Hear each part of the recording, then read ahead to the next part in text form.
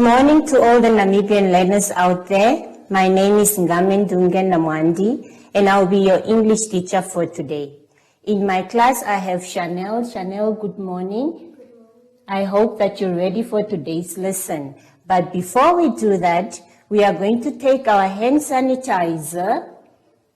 We are going to sanitize our hands.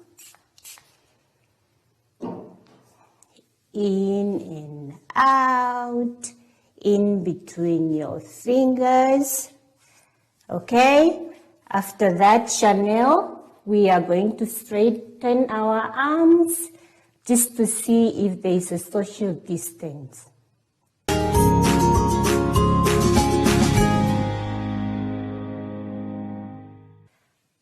Okay, so today's lesson will be about common nouns and proper nouns. But before we do that, I quickly just want to explain what a noun is. Right.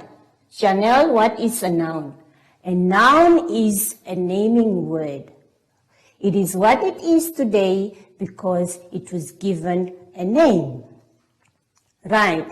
Now, let us turn on page 3. Chanel, turn on page 3. Well, we are going to look at common nouns. What is a common noun? Chanel, do you know what a common noun is? Okay, a common noun is a name that we give to ordinary objects. Right, now, I want you to look around wherever you are seated. I want you to look around and please mention all the names of things that you can see. I'm sure you're going to mention on the board. Look on the board. You are going to mention a pen, a book, a TV, a table, and a man. Now, you have mentioned these things because you are working with them. Right, now I want you to look in your book again on page 3. In your book on page 3, you can see that we are given some few examples of common nouns. Chanel, can you see them? Okay, we have man, we have mountain, we have region, we have country, mouse, city, day, movie, newspaper, language. Now, those are the few examples of the common nouns that we have. Now, remember, we do not start a common noun with a capital letter unless it starts a sentence.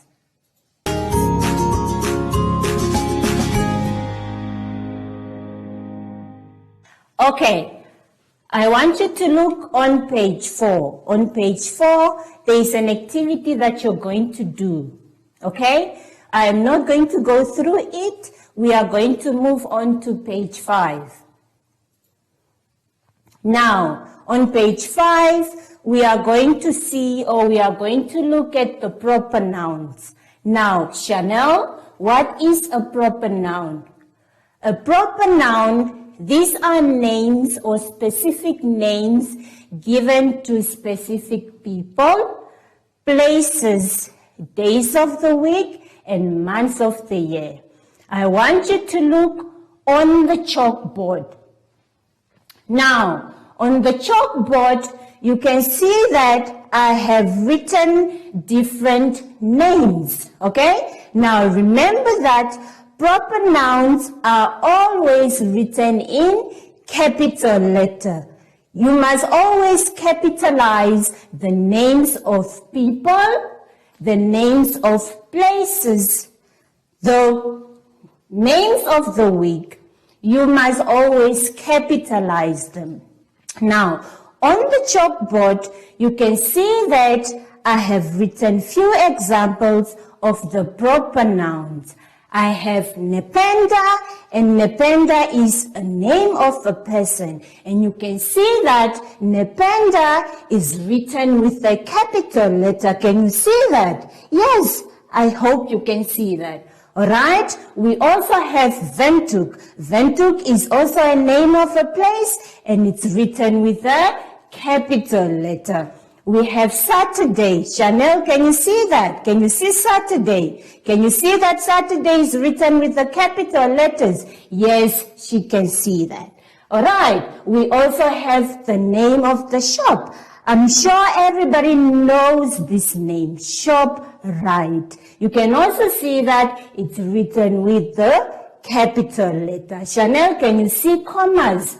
In which region are we? We are in Commerce region. So it must be written with the capital letter. Mickey Mouse. We all love Mickey Mouse. Now, this is a name of a mouse, so it must be written with a capital letter. Chanel, do you understand that one? Do you have any question?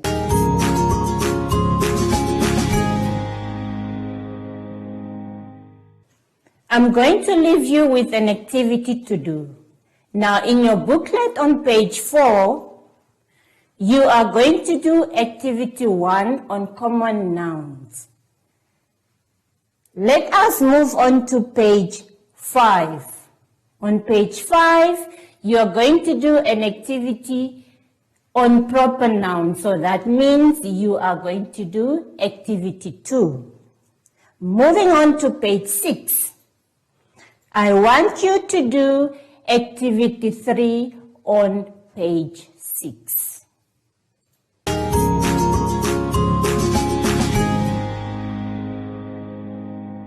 On page 7,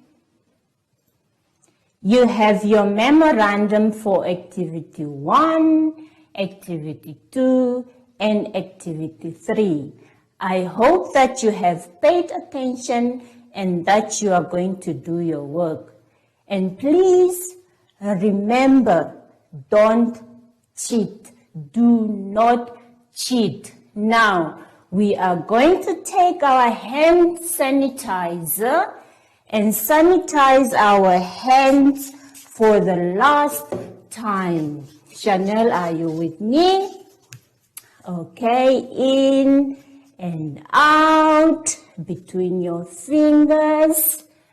Okay, and please remember to keep the social distance. Zoshi, where are you? Okay, have a wonderful day and goodbye.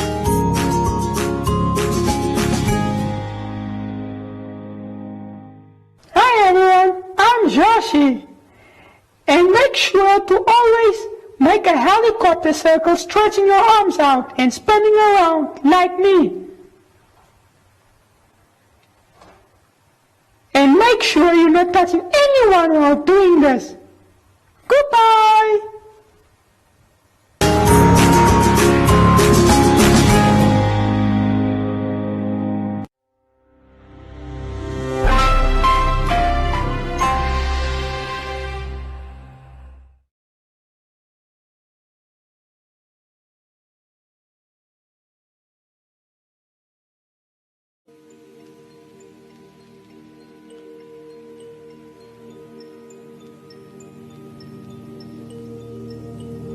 We are molded with the utmost intricacy, unique and ever-evolving.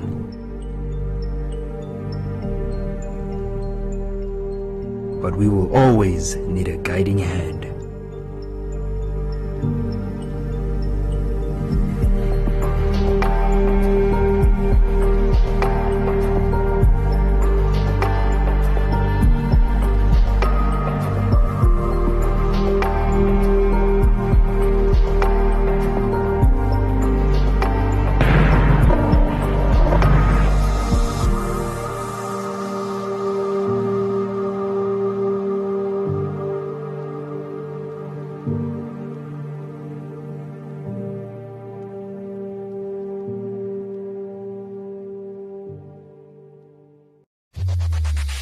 Win free airtime with hashtag #LearnOn1. Share your comments on the lessons. SMS your feedback, name and town to 555. Hashtag #LearnOn1. Invite learning in.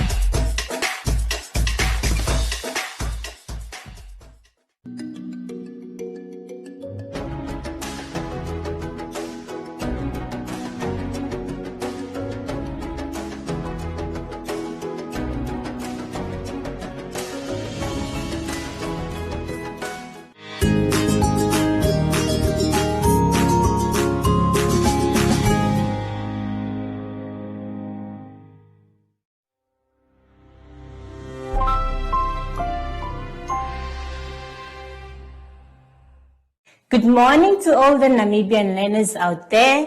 I'm back again. My name is Ngamendunge Namwandi, and I'll be your English teacher for today.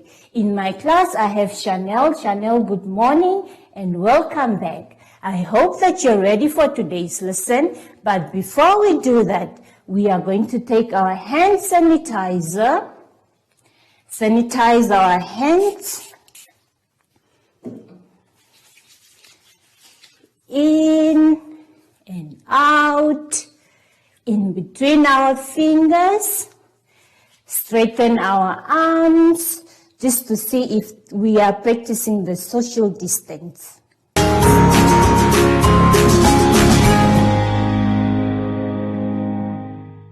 Today's topic will be about abstract nouns and collective nouns.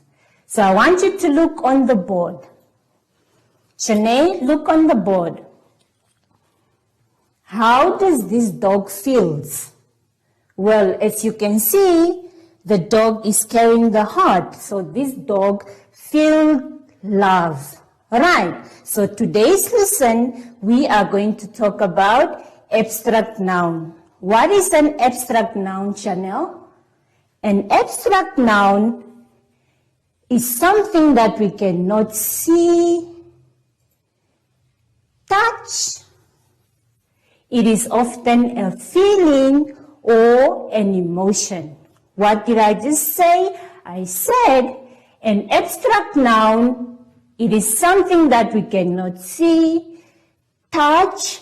It is often a feeling or an emotion. Now, in your books, Chanel, on page 16, we are going to look at the few examples of abstract nouns. Right. Now, the few examples of abstract nouns are anger, shock, sorrow, upset, pleasure, fear. Chanel, do you have some examples?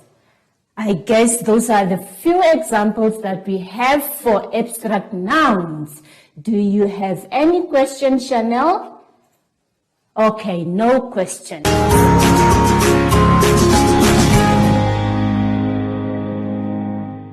We are going to move on to collective nouns.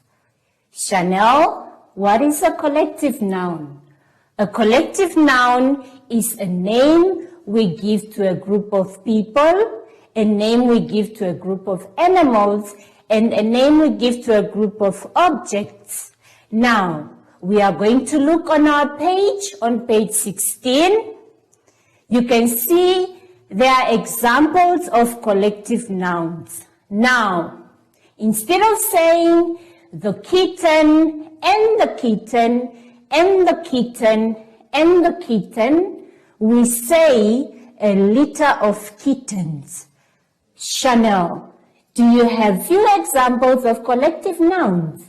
Well, I have few examples of collective nouns. For example, a flight of stairs, a school of fish, a pride of lions.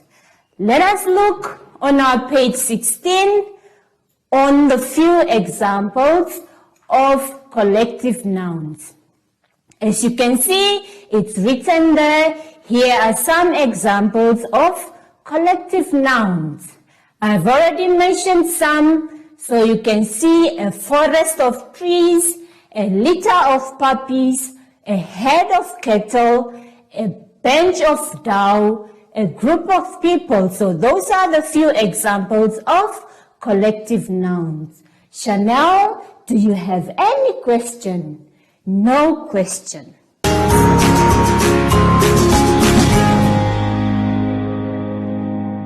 We have learnt about abstract nouns and collective nouns. Chanel, can you still remember what an abstract noun and the collective noun is? Yes, she can still remember what an abstract noun is and a collective noun. Before we finish with our lesson for today, I am going to leave you with an activity to do. On page 17, we are going to do activity 1 on abstract noun. Moving on to page 18. On page 18, we are going to do activity 2 on collective nouns. What are you supposed to do? You are supposed to match the collective nouns to the phrases that should follow. Moving on to page 19, we are going to do activity 3. On activity 3, you are going to find the collective nouns in the sentences and underline them. What are you supposed to do? You are supposed to find the collective nouns in the sentences and underline them. Moving on to activity 4. Activity 4 is abstract nouns. What are you supposed to do? You are supposed to underline all the abstract nouns in the following sentence.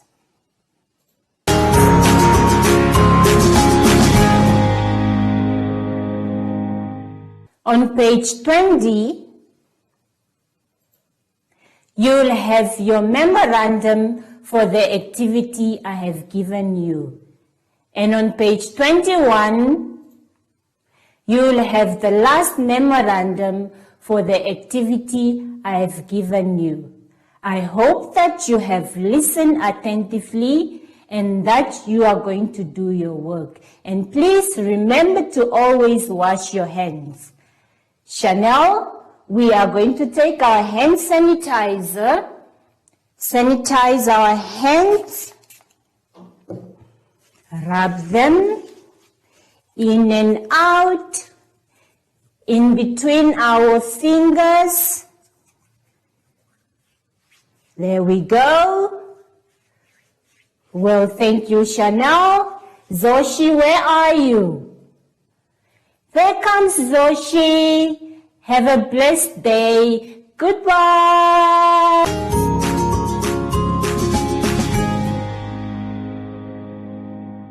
Hi everyone, I'm Joshi. And make sure to always make a helicopter circle, stretching your arms out and spinning around like me. And make sure you're not touching anyone while doing this. Goodbye.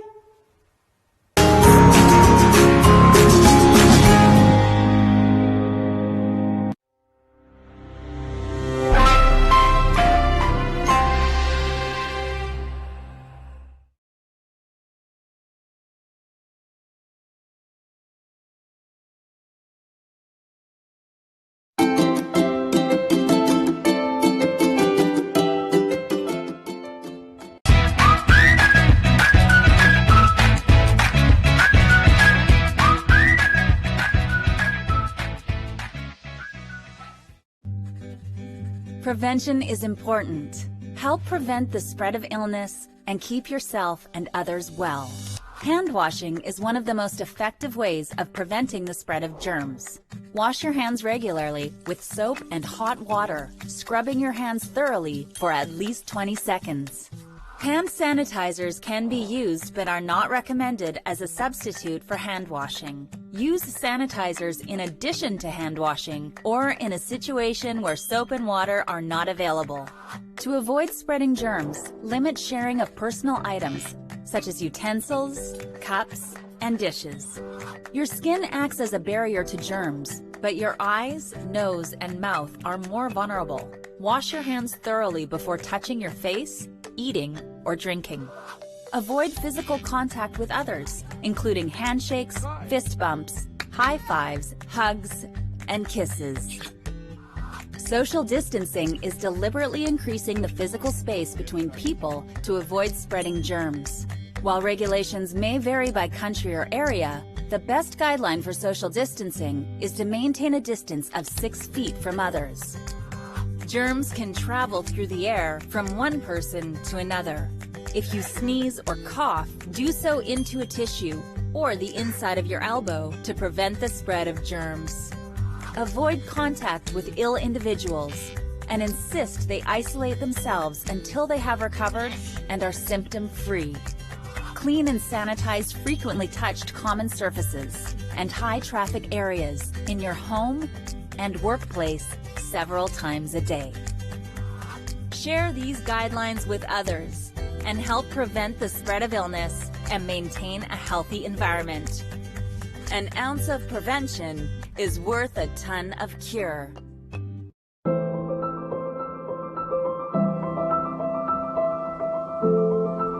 We know the world is a crazy place right now, but don't panic. Take a breath. Slow down. Or better yet, stop completely. We'll still be here when everything settles down. In this time of uncertainty, look to nature. She has all the answers, you know.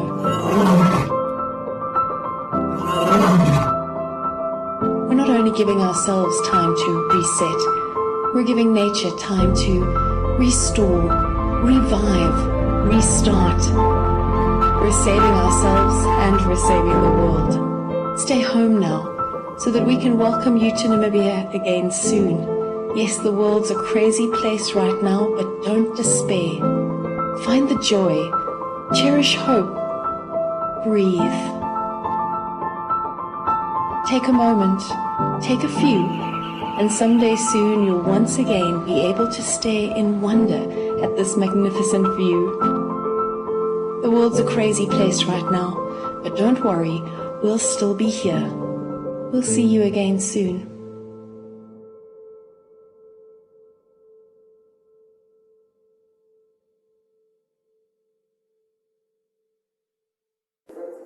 Kind Kos, kind sis, kind I, Namibia Ice. Did I get sister Huldan Navasida? Did I get I ho out?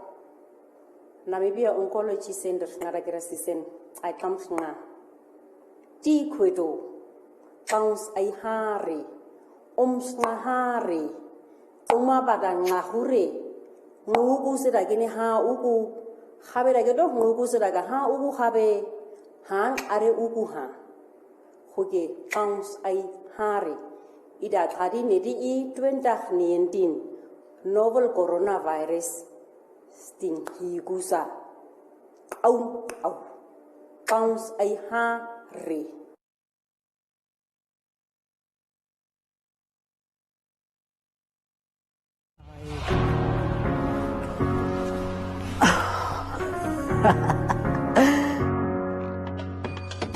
So this is my vibe.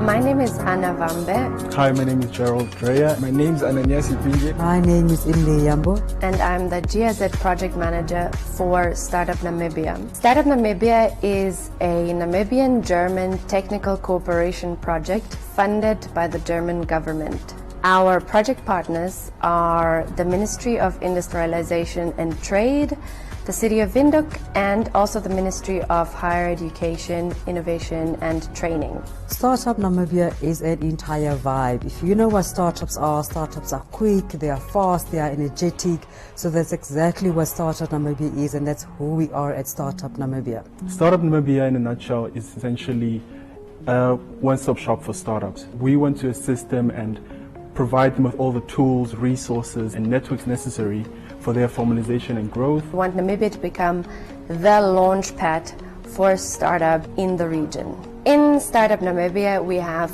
two big components. One of them is Basecamp, which is our startup incubator, which helps startups come together and have a place where they can work and have a private office space where they can have meetings and such and help grow their businesses. At Basecamp, we have a co-working space, so if you are a startup looking for flexible office space with meeting rooms and a receptionist and printers and good fast internet, you are really welcome to inquire about our packages and come work with us from here. Our second big component of Startup Namibia is our digital center, where we have a strong focus on digitalization and digital entrepreneurship specifically, which means we're all about supporting tech and IT startups or digitally enabled startups. We do this through a variety of ways, via our incubation and accelerator programs. We also have a regional component, so we have selected regions in Namibia where we also take our programs and initiatives to. And essentially it's just to grow the startup ecosystem. We also have a seed fund here at Basecamp, and the most successful startups in our programs have access to funding of up to 100,000 NAM dollars through our seed fund. Being in this environment and in this ecosystem, you start to really see the benefits and the difference that startups make. The startup ecosystem for any developing economy is so important. SMEs are the foundation of an economy, and Namibia is no different. It develops a culture of entrepreneurship.